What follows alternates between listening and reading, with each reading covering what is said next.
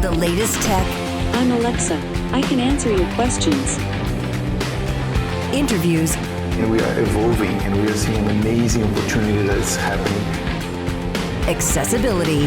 Accessibility is one of our core values. It's even a part of our mission statement. This is Double Tap TV. Welcome to a very exciting edition of Double Tap TV. This week, we're doing something a little bit different than usual, and we're going to be bringing our guests on right away because even today, we won't be able to finish the discussion that we're going to start. Now, that being said, not only are we going to be chatting about creating music and accessibility, but we're going to continue the conversation next week as part of a two-part special here on Double Tap TV. Thank you guys so much for being with us each and every single week. And before I bring on our guests, and of course, Steve and Scott, let me remind you how you can get involved because I know you're going to have lots of questions and you're going to want to get involved. Our email address is feedback@ami.ca. On Twitter, if you're not already following us, you're going to want to do that. It's at DoubleTapCanada. And of course, other social media, we're at doubletap.online. I am Mark Aflalo, and each and every single week, this show would not be the same if it weren't for one Stephen Scott. Stephen, I am super excited to kick off this week's show. Do you know, every week I look forward to this program, Mark, as you well know, but this is a special one. This is going to be a really interesting conversation, and I'm glad to be here. Although I will say, I think this week, we're not going to be doing much talking. No, and I like it when we don't do much talking. It gives us an opportunity to sit back, relax, sip the coffee. But you know what, Steve? Let's dive into this week's episode and welcome our special guests, because we've got two of them. He is the head of accessibility and partnerships at Avid, the creators of incredible software used to create music and video such as Pro Tools, Media Composer. Ed Gray is with us this week, and he is the business owner, an entrepreneur, a Grammy award-winning engineer. He's a musician and a music technologist, having worked with incredible musicians, including one that comes up a lot when we talk about visual impairment, Stevie Wonder. Robert Arbatier, thank you so much for being with us this week. Rob, let's start with you. How do you describe yourself to others? Because I'm just reading things off of LinkedIn. The way I usually describe it is my life has always been half music and half technology. So I started on classical piano when I was 3 years old, and I have a whole history in music, and I love music, but I also, around age 9 or 10, fell in love with electronics and built my first computer and all that kind of stuff, and totally love that world. So my career has always been back and forth between music and technology. A lot of times it was guided by which was paying better, but it was also about where were the bigger advances. And then, at about age 21, my career took a huge turn back into music, and we'll probably talk about all that stuff. But I'm a music technology guy, sort of split 50-50. And that's a mixed kind of 50-50 between nerd and musician, which really paid off. But how did that happen? I had basically decided not to go into music. But then meeting Stevie Wonder and realizing there might be a career there, all of a sudden I was back into music. And through him, I met Michael Jackson and Whitney Houston and Ray Charles and a whole bunch of other people who I ended up working with, and my music career was born. But it was always a combination of music and technology. And I've told the story before. When my big leap with Stevie was that he had sort of abandoned the band I was working with to go on tour. And that's when I wrote him this sequencer called S, very clever name. It's called S for sequencer. And what I did is I bought him a computer with the last of the credit on my credit card. And I found out where he was going to be staying, which was the Plaza in New York. He was at Madison Square Garden, I think. And I just said, hey, Stevie, I'm Rob. I'm in that band Mix that you're going to be producing. And I've got something here that I think you're going to love. And I need to show it to you now because I have no money left whatsoever. I spent it all to bring this to you. And so if you like this, I need you to buy it from me tonight, because I'm completely broke and we can get on with things. And if you don't like it, then I'm giving up on the music business and I'm going back down to Philly, which is where I was from. And I'm just moving back in with my parents. And that's the end of this. Because at this point, it had already been about 9 months since I'd moved to LA to work with him. And then he left on tour. So he said, well, let me see what you got. And so I went in to his room with him. And I had never seen a suite like that at the Plaza before. I mean, it was like 10 times bigger than the apartment I was living in. But I set up the keyboard, he had keyboards there. I set up the computer on his dining room table, and I showed it to him, and he just completely lost his mind. He loved it. We ended up staying up the whole rest of the night, and I was actually making software updates for him while he was playing with it. And then not only did he want to keep the system, but I ended up finishing the whole tour with him making software changes like after every show. And by the end of the tour, we were actually using the computer on stage. And his other technical guy, a great guy named Bob Braylove, was on his way, like transitioning to a gig with the Grateful Dead. And that meant there was an opening. So by the end of that tour, I was also Stevie's technical director for the tour. So it ended up being this huge pivotal time in my life. And at that point, I was definitely back in the music business. I got to watch him work with, at the time, with what were his tools at the time, like the Lin 9000 was his main drum machine and sequencer. And I saw the way he flew on that, and he was really good with that. And he and Roger Lynn had worked together some, Roger Lynn knew how to make it largely non-visual for him. And so I got to see Stevie really fly on that thing. And I saw the way he had some other systems like the Fairlight and the Synclavier, which I had only seen in documentaries. Like I'd never seen them up close. These were synthesizer systems that were like $200,000-$400,000. So not most people had them. So I'd seen them in magazines, but I had never seen them up close. And those systems he needed operators for. And he couldn't run them himself. But the Lin 9000 he could run himself, and the DMX drum machine and the Emulator 2 sampler and some of these really early gadgets. And there's no reason he couldn't use a computer himself. And he told me when he found out I was a computer guy, which is how I was introduced to him. When this band in Philly introduced me first to him, they said I was a computer guy. Because selling me as a dorky white keyboard player from Philly was not going to go anywhere. But as a dorky white computer nerd, he didn't have a lot of those. And so I immediately saw what he liked about a synth and what made it easy for him. And this was right when the DX7 had first come out, it had been out for a little while, but he was just starting to use it a lot. And I saw that they had put the little Braille tape on it for him to be able to find all the buttons, because it was completely flat, so impossible for a blind guy. But if you put the little Braille tape on it with one of those little label makers, you could make it non-visual. And I saw the way he used that. And I saw that he had some early Braille devices that could hook to a computer and become the screen for the computer. By the way, one very quick funny story about the Braille label maker. For one of Stevie's birthdays, after I'd been with him for a little while, we got him whatever the next generation of DX7 was, and it also had the flat labels. And we put all the stickers on it so he could use it non-visually, and presented it to him for his birthday. And he started playing with it, and he started laughing. Like, in a way, I hadn't really seen him laugh. We were like, what's so funny? And it turned out we'd put all the Braille stickers on upside down. Oh, no. How to read Braille. So at that point, I then learned how to read Braille, but I'm one of the few idiots who could read Braille visually. My touch wasn't sensitive enough, but I could look at it and read the Braille, which is not a real marketable skill. But in the Stevie Wonder world, at least it meant I wasn't going to put his stickers on upside down anymore. Stephen, I told you we're not going to get a word in edgewise here, but there is so much more to get to. Ed, I promise we'll let you speak as well. Don't worry about it. So guys, stick around. We're going to come back with more conversation around music and how it was made after a break here on Double Tap TV. Stick around. For more great Double Tap TV content, visit ami.ca/doubletap.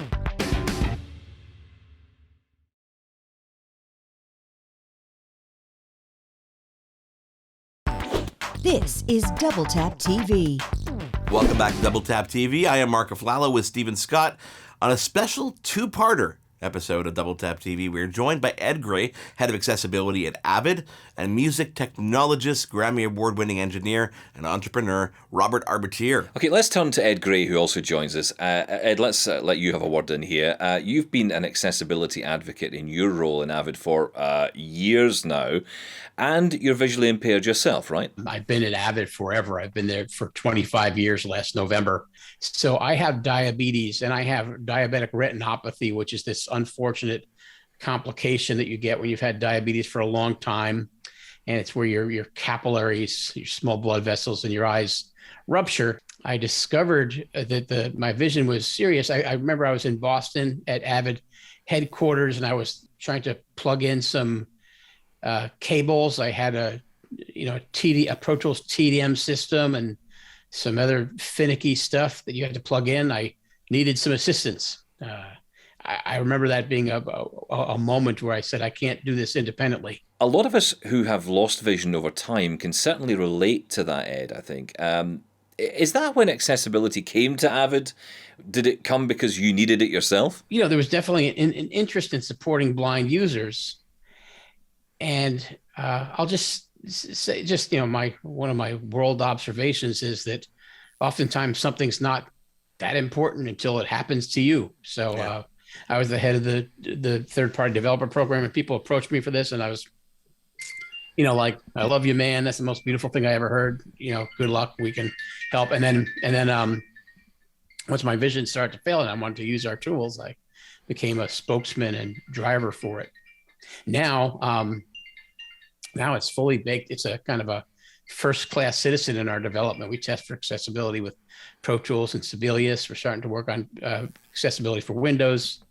So it's a very, very important initiative. I'll just add, there's been a big change at Avid, and obviously Ed is driving things in an amazing way now, but it took a long time for them to really kind of embrace the accessibility thing.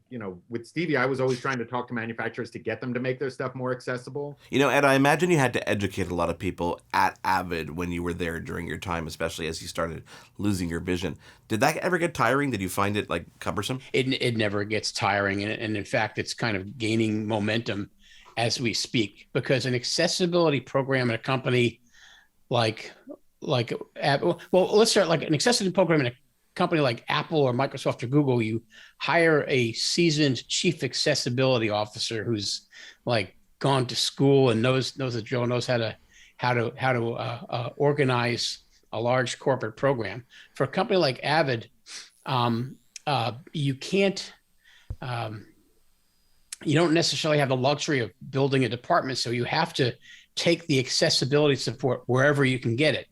And usually there are employees who, like me, have lost vision, or they have a relative that's lost vision, or they've had an accident, or they have a temporary loss of vision. Very important that a lot of disabilities are temporary. And you have to build a coalition and have some objectives, some kind of, in Avid's case, quarterly objectives, just to keep the program vibrant. And you have to get some outside help where you need it, because what I think happens, and this is kind of the stuff of notes I've written recently, is you have a spasm of enthusiasm for an accessibility program. You do some development, and then some other Mondo project comes along, and people are pulled off it, and it just kind of languishes. And if you don't have this commitment at all these levels, product marketing and testing and customer support and the sales and the web properties, it can die on the vine. It can really suffer, and then you have to pick it back up again. And that in fact happened with Avid. It kind of was dormant for a while, and then we picked it back up. Guys, I love it when I barely have to say a word. This is kind of fun. Stick around. We're really just scraping the surface here on Double Tap TV. When we come back, how is Stevie Wonder connected to Steve Jobs? We'll find out as we come back here on Double Tap TV. Stick around. For more great Double Tap TV content, visit ami.ca/doubletap.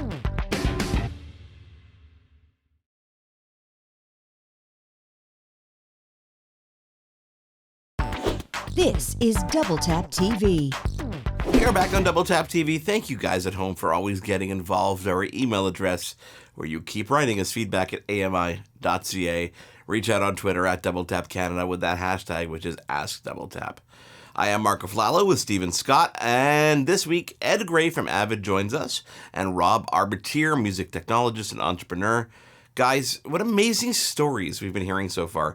If you're just tuning in, Stephen and I have been talking to these guys for quite a while, and we've been talking about kind of the way back days of making music, before things like smartphones and computers were really, computers were expensive at that point, if you thought they were expensive now.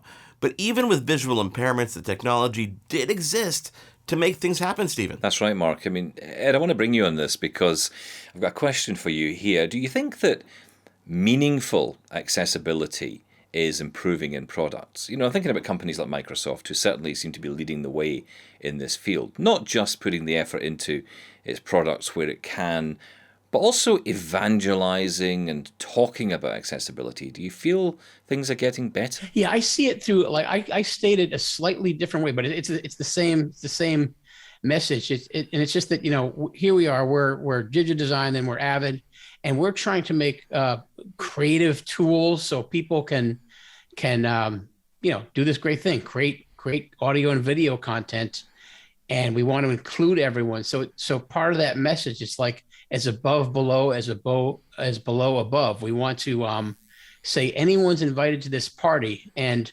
also, ideally, and it isn't ideal, you walk up to Pro Tools, whether you are normally abled or have some sort of a disability, and you use Pro Tools or Sibelius or other products the same way. It's universal access. It means that everyone uses it the same way. You don't have Pro Tools for the blind guys and, Pro Tools for the sighted guys. Guys, I know we dived into the topic right off the start, but we never asked you, how did you guys meet? Yeah, well, actually, I met Ed decades ago in probably his earliest days at Avid in the 90s. Yeah.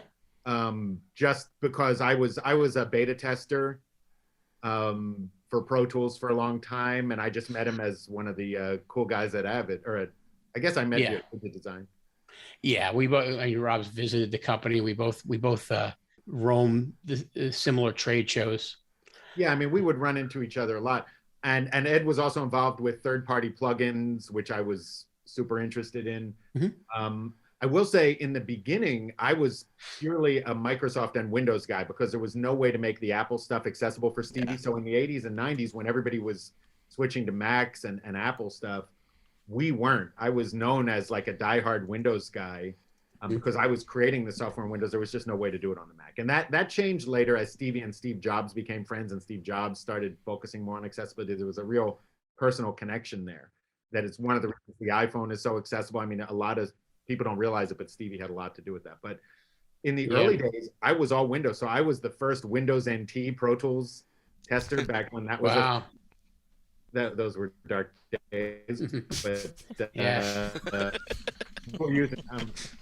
and so, I was very involved with Avid in those beta days because I was really pushing to get Pro Tools more popular on Windows. And by the time they really had Windows figured out, we had switched to Mac. Rob, did you have any involvement directly with Steve Jobs? No, Stevie and he would interact on a personal level, and I'm sure that they discussed the tools that Stevie had at his disposal. But I think it was more about Stevie convincing him and anybody who would listen, frankly, about making everything more accessible. Because Stevie's always been a gadget guy. He would always have a bag full of, the equivalent of a zillion iPhones and portable recorders, and to a blind person a physical recorder is like a camera is to other people. So Stevie would be doing recordings of his kids and his family and everything else. And so he's still a huge evangelist for getting manufacturers to make those things less visual. And Steve Jobs just was in a position as the iPhone was coming out and in the early days the iPod and all that stuff, to make it more accessible. And frankly, it's a good business decision too. It's not like they're just doing it purely altruistically. There's plenty of visually impaired users out there, whether they're blind or partially sighted or whatever. The statistics I generally have used are that in developed countries, about 15% of people have some sort of disability. And we have to remember this is, it's not just the blind guy show. We have to think about people with auditory and cognitive and motor disabilities when we do this work. And then, so 15% of people have some sort of disability. They could be temporary disabilities. If you break if you bust your hand, you're disabled. If you kind of, there's invisible disabilities like schizophrenia and reading issues.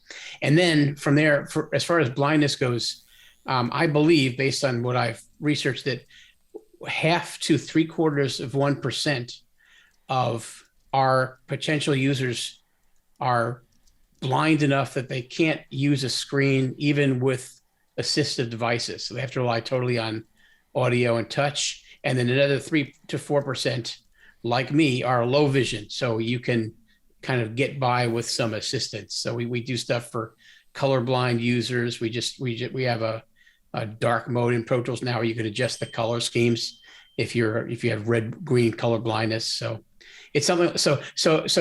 I'm just kind of reinforcing Rob's point. If you just did it for the handful of, if you did accessibility, innovation, and development just for the handful of people that have taken an initiative to contact you, it would never be justified. It would never be. It would never like work on a spreadsheet. What you have to realize is not only are the categories broad, but also these accessibility developments help sighted and other people too, because you're talking about people viewing the interface and the app the way other people simply can't, and it's called a curb cut. It's named after the dip in the corner on the street corner that wheelchairs, they build them for wheelchairs, and they work just as well for baby carriages and shopping carts. These innovations help all users, and they kind of have the company take a fresh look at their development and innovation process. Stephen, this is why I said it's going to be a two-parter, because we are just scraping the surface of this topic when it comes to creating music. On next week's show, we're going to bring it more into the mainstream, into today, and talk about the tools that exist today and how people are making music and really becoming creators thanks to the tools of today that didn't exist way back when Rob stalked Stevie Wonder to start off his career. Yeah, what an incredible story. I can't wait to hear more. Really looking forward to hearing more from Rob and Ed next week, and really understanding how someone who's visually impaired can make music today. So guys at home, if you enjoyed this week's show, let us know. Feedback@ami.ca, of course, is the email address. Reach out on Twitter @DoubleTapCanada with that hashtag, which is AskDoubleTap, and do not miss next week's episode here on AMI TV. On behalf of Rob Arbertier, Ed Gray, and Stephen Scott, I am Mark Aflalo. We'll continue the conversation next week. Hosted by Mark Aflalo and Stephen Scott. Editing Jordan Steves and Mark Aflalo. Voiceover Anna Vicino. Integrated Described Video Specialist Ron Rickford. Coordinating Producer Jennifer Johnson. Director Production Kara Nye. Director Programming Brian Perdue. VP Content Development and Programming John Melville. President and CEO David Arrington. Copyright 2021 Accessible Media Inc.